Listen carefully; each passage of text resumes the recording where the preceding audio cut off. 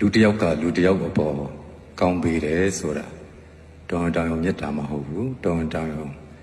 စေတနာမဟုတ်ဘူးသူ့မှာကိုယ်နဲ့ပတ်သက်ပြီးတော့တွေးတောခြင်းများများရှိတယ်ကိုယ့်အကြောင်းကိုများများစဉ်းစားလေရှိတယ်ကိုယ့်ဘဝမှာမြတ်တာအမြဲရောက်နေတတ်တယ်ဒီလိုမျိုးပုဂ္ဂိုလ်ကိုရပြီဆိုလို့ရှိရင်ဒါကံကောင်းတာပဲဒါပေမဲ့လောကမှာဖြစ်တတ်တဲ့သဘာဝက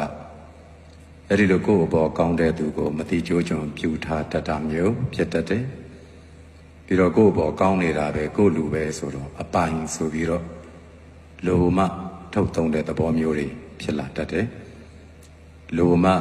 ခေါ်တဲ့သဘောမျိုးတွေဖြစ်လာတတ်တယ်အမှန်ကတော့ကိုယ့်အပေါ်လူတစ်ယောက်ကောင်းပြီဆိုလို့ရှိရင်တန်ဖိုးထားရတော့မယ်အဲ့တော့သူကလည်းကိုယ့်အပေါ်မှာစိတ်စေတနာအပြည့်ရှိသလိုကိုယ်ကလည်းစိတ်စေတနာအပြည့်နဲ့သွားတယ်နှစ်ဖက်မျှတဲ့အရာမျိုးကိုပြောတာကိုယ်ကလည်းပဲမေတ္တာတက်ရောက်နေတဲ့သူမျိုးအပေါ်မှာဆိုရင်တန်ဖိုးထားပေးရမယ်သို့တော့တချို့သောပုဂ္ဂိုလ်တွေကတော့ကိုယ့်ဘောစေတနာရှိမှန်းသိတယ်ကိုယ်ကလည်းစေတနာရှိတယ်ဒါပေမဲ့ကိုယ့်ဘောကောင်းတဲ့သူအပေါ်မှာဆိုးတယ်ပြီးတော့ဘဝဆိုတာကခဏတာပဲကြာကြတာဘယ်အရာကိုမှကျင်းသေးပြောလို့မရဘူးအဲ့ဒီလိုကျင်းသေးပြောလို့မရတဲ့အခါကျတော့အကြောင်းတစ်မျိုးမျိုးကြောင့်ကွဲကွာရတာတွေဖြစ်တတ်တယ်အဲ့ဒီခါကျမှနောင်တတွေရတတ်တယ်လောကမှာကဒါပေးမှဒါရမယ်ဆိုတဲ့သဘာဝတွေနဲ့တွားနေကြတာအဲ့လိုတွားတာကများတဲ့အခါကျတော့ကို့မှာ